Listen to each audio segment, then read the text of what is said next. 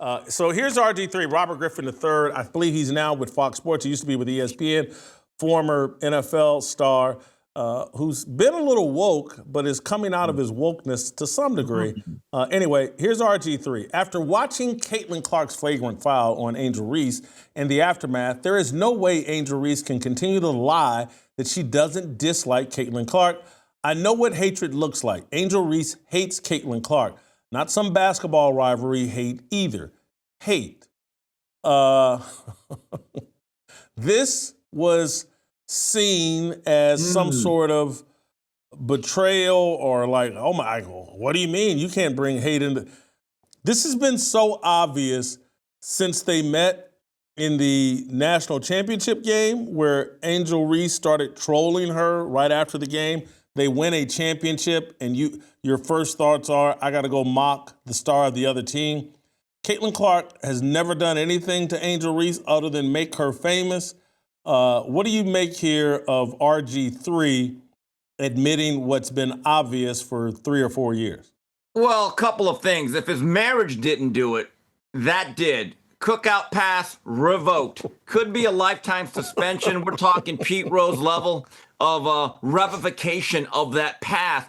But Jason, the way certain people are now coming out and being able or willing to state the most obvious thing, and I'm going to wrap this around politics, just like we did a couple of weeks ago. Jason, if you watch the mainstream media, it is now okay to say, regardless of the recent news of Joe Biden and his cancer, that just a couple weeks ago, now you can admit, yeah, he wasn't himself. It was weekend at Bernie's. There was cognitive decline.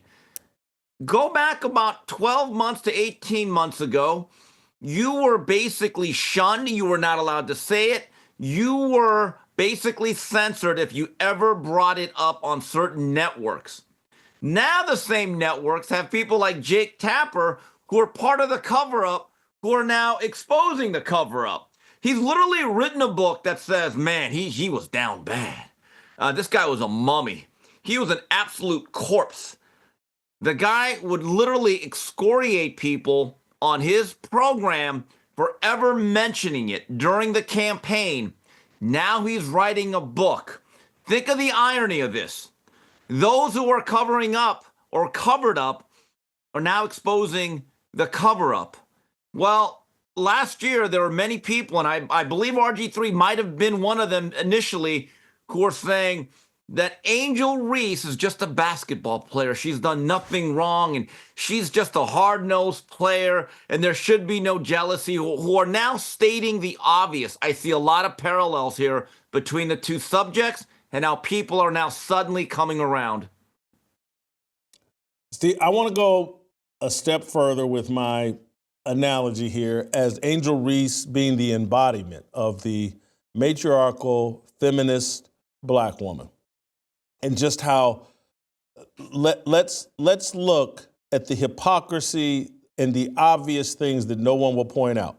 Angel Reese allegedly is, the rival to Caitlin Clark and, just a cut below Caitlin Clark. But, and I know you don't pay this close attention to the WNBA, but this is factual. The Indiana Fever went out this offseason and got one of the most accomplished coaches in the WNBA to come in and coach Caitlin Clark because they saw it as a great opportunity. Stephanie White, was a great player. She's been a great assistant coach. She's been a great head coach.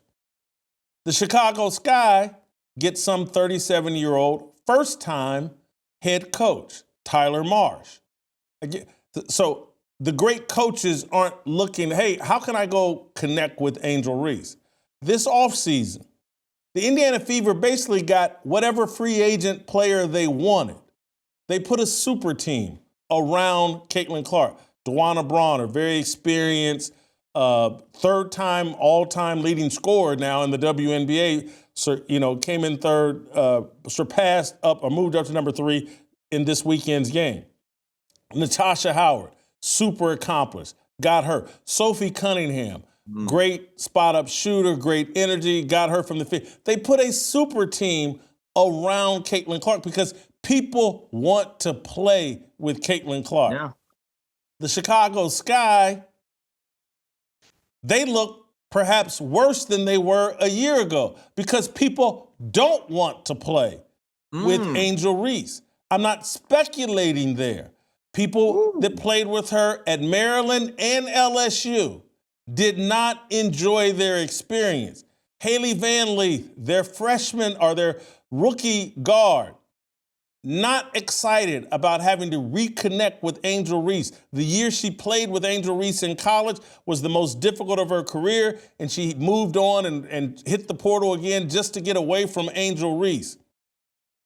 This angry black woman that has some talent, she's a great rebounder, a great defender, could be an effective player in the WNBA, but she's so toxic, she's so angry, she's so bitter, she's so selfish. No one wants to play with her.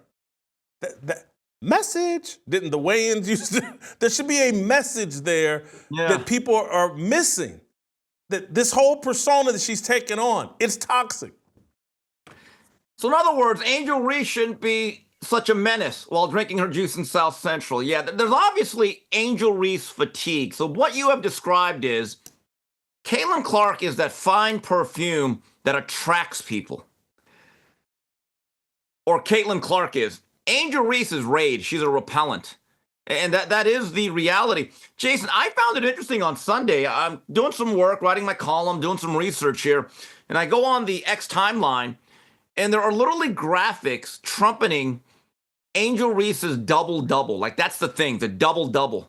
And I'm thinking to myself, what other player in the WNBA or the NBA would be given an edit or some sort of honor or accommodation in a game where they lost by 35?